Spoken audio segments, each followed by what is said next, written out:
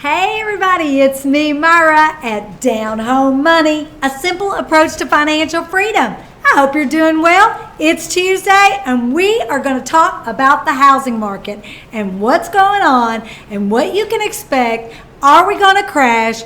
Are we going to just keep going up? You got to stay tuned because you can't miss this.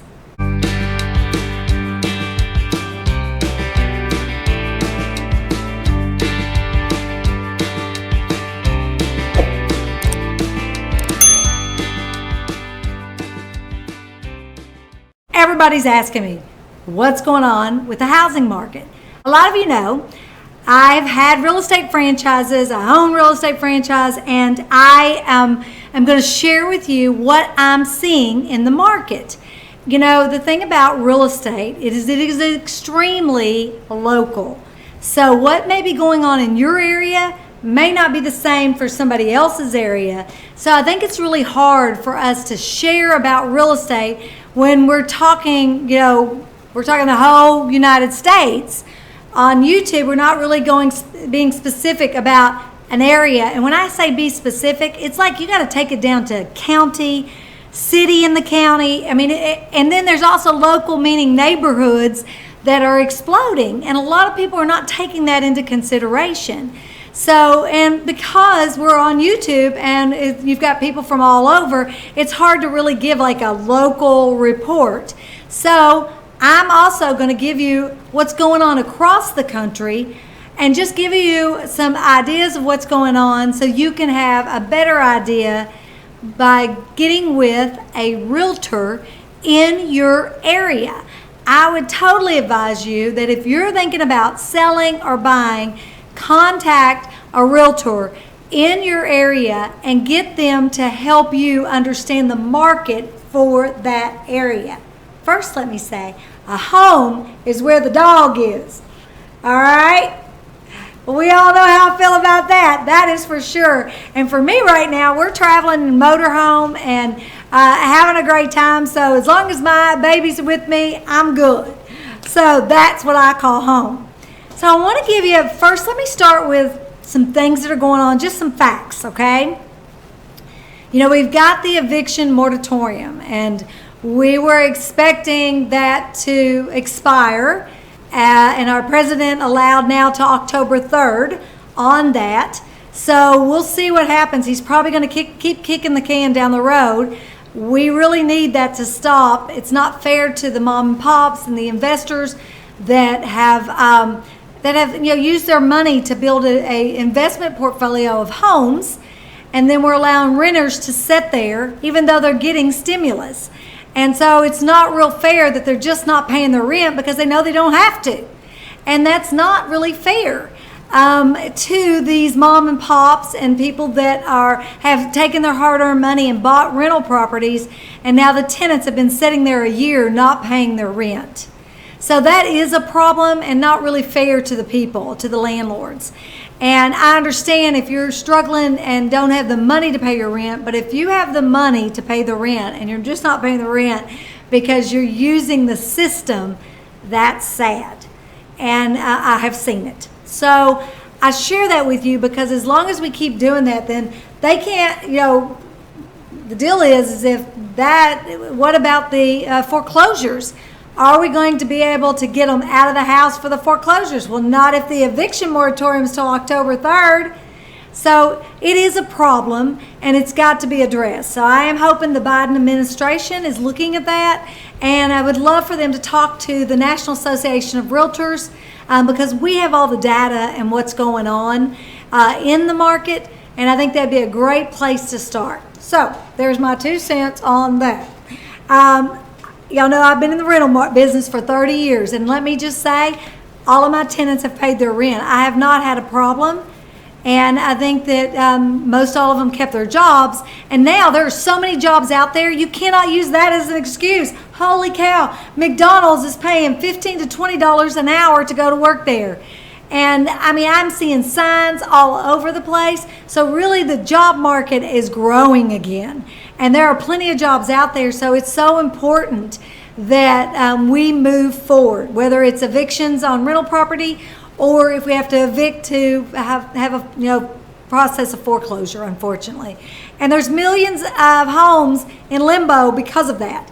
But it's not, you guys, this is not like it was in '08. It's a total different circumstances, because the great thing about '08 is that our government learned from it and passed a lot of legislation that it's going to make it not, every time something like that happens, there's a history of our market, and there's a history of real estate crashes and recessions and inflation. We have a history, and every time our government learns a little bit about each time so that they can do more preventative measures for the next time, which makes total sense. We're the same way, right? I learned by failing forward, and what I've learned is that I can take that experience and tweak whatever I was doing to get it right, and learn from the experience of failing.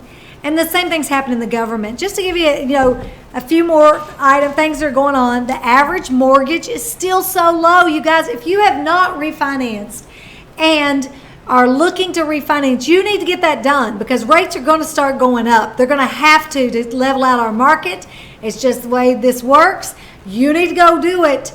It's really important, because it is down to 2.78%. That's the 30-year rate. That is unbelievable. Of course, housing affordability has declined because of home prices and because of the median home price being so high. So anyway, the Delta variant is, everyone's back staying home again. I mean, we're seeing a lot of us are back wearing masks. We're back staying home. We're back, working from home, although we were getting out. They're really suggesting us to get back to being cautious. We'll see what happens there to the housing market because of that. But, with the interest rates being back down to February 2020 lows, it's time, you guys. If you're at 3.78% or higher, you need to refinance. 3.8% or higher, you need to refinance. So look into that. It's worth it. If you can get a full percent, it's worth refinancing. All right. So, and of course, the increases in home prices is fueled by the low mortgage rates. People are able to afford the high, even though the prices are going higher, because everything is driven from supply and demand, and we have low supply, so it's high demand. And because interest rates are lower, even though the prices have gone up, the interest rates being lower is allowing people to afford the higher price. So they're looking at the payment. That's what most people pay attention to, unfortunately, is they pay attention to the actual payment. Can we afford the payment? Not necessarily can we afford the house, but can we afford the payment on the house? Buyer demand. So let me tell you about buyer demand. It's actually going down. What we're seeing is buyers are they're sick of competing. They're tired of making offers and not getting them, especially if they're a first-time home buyer and they're having to do an FHA loan or a VA loan. They're not winning. The cash offers are winning, or somebody with a big down payment. And so because of that, they're losing. And I mean, I talked to a gal that's lost 5 times on 5 houses, and she said, I'm done. I'll wait till the market shifts, and it's going to shift, you guys. I've been doing this 30 years. The market's going to shift, and you're going to see it mostly in California and Florida. They have had the highest increases, to the point of property I've been looking at. I really study Florida. I don't study California. I study Florida. And I will tell you, properties that I could have bought a year and a half ago are double what they were priced at a year and a half ago in Florida on the beach. And I'm just going to tell you, it's coming back, because honestly, everything has to cash flow. And if you're doing Airbnb or you're doing rentals, it has to cash flow. And right now, people are throwing all their money in real estate because of fear of missing out, FOMO. And so they go on and they pay the double. And I promise you, when the market shifts, just like it did in '06, we had an unbelievable 4, 5, and 6. In 7, we started to see it go down. By 8 and 9, it was down. And those same houses people bought in '06 in Florida, they were 50% lower, 40 to 50% lower by 2 years later. And so then you can't get out of your house. You can't sell it because you owe so much money and you're upside down on your loan. And that's when people just walk away from houses and we have foreclosures. That's what happens. Then people go, oh, $800,000 on this house. The realtor just came and she said my house is worth $400,000. I got to move. I got a new job. And then they end up just walking away. Just walk away from their equity because they don't have any equity anymore. Unless they put 50% down, they don't have any equity. And we saw a lot of that, you guys, in 7, 8, 9. It really didn't start recovering till about 12, where things started going up. And I'll just kind of give you a little synopsis of kind of what happens. It is slowly, and then it is suddenly. It's really weird. I remember it. I was actively selling a ton of real estate in 06, 7, 8, 9, 10. I bought a boatload of houses in 9, 10, and 11. All of those houses are worth at least 3 times what I paid for them back then. Now, that's how high our market is. I'm not saying that's the market value. I think it's a little overvalued, and I think we'll have a correction in my area. I think our correction will be about 10% in my area in Denton, Texas. Dallas hasn't had the huge increases that we see in Florida and California. They just haven't. We didn't have them the last time. We didn't have it. But in my county, we were having 500 foreclosures a month.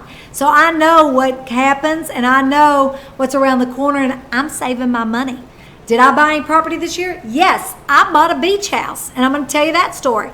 I paid $510,000 for a beach house in Galveston that I looked at and was going to buy in 2017, and the price on it then was $379,000.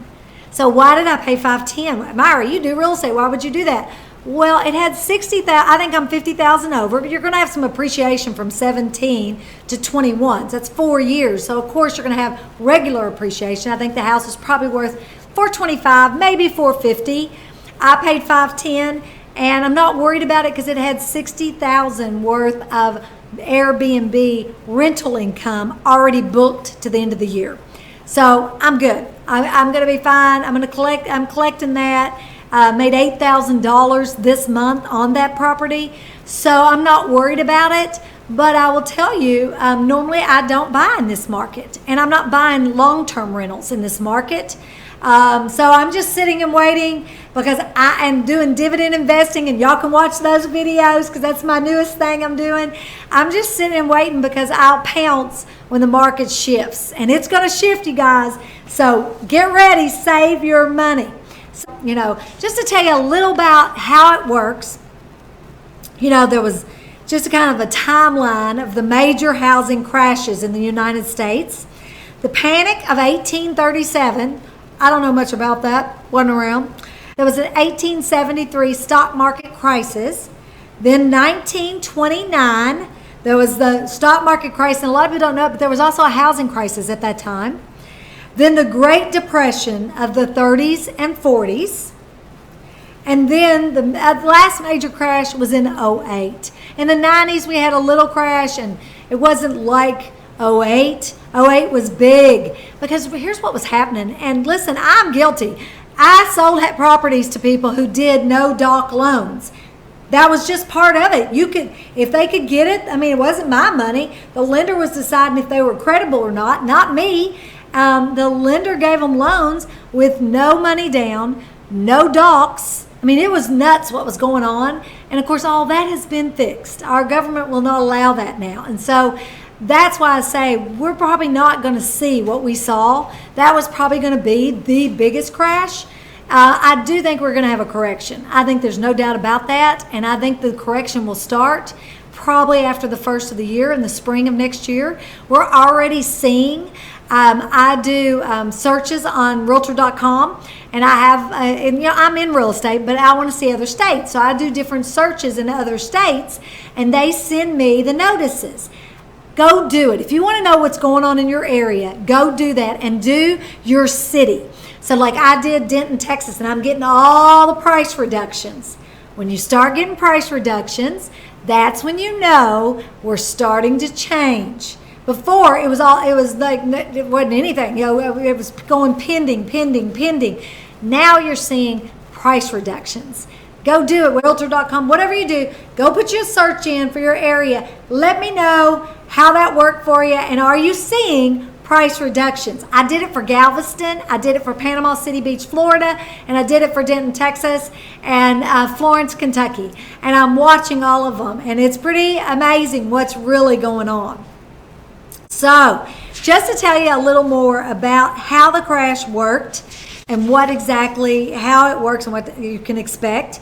In 2007, real estate crashed completely, with hundreds of thousands of homes going into foreclosure. So multiple subprime lenders declaring bankruptcy. Okay, so we had lenders were declaring bankruptcy themselves. It was a crazy time, you guys, and the market required the government to bail it out. The thing about the crash in 07 was the subprime mortgage industry. It suffered widespread collapses. I mean, it was bad, including the closure of some of the nation's biggest lenders at the time, like New Century Financial. Real estate was not the only industry affected, with many other fields experiencing bankruptcies due to credit crisis. The global stock market also faced a correction, considering to be one of the biggest economical declines since the Great Crash of 1929. So the last 10 years has been characteristic by a journey to recover for the real estate market. During the first half of 2010, 1.28% of all households in the United States were in the foreclosure process. Since then, the number of foreclosures has fluctuated, but the market has been more stable. The value of single-family homes increased steadily between 2012 and 2018, with the average property price $261,600. Although there has been some indications that the market was picking up during the decade, it's also easy to see the impact it has had on buyers today.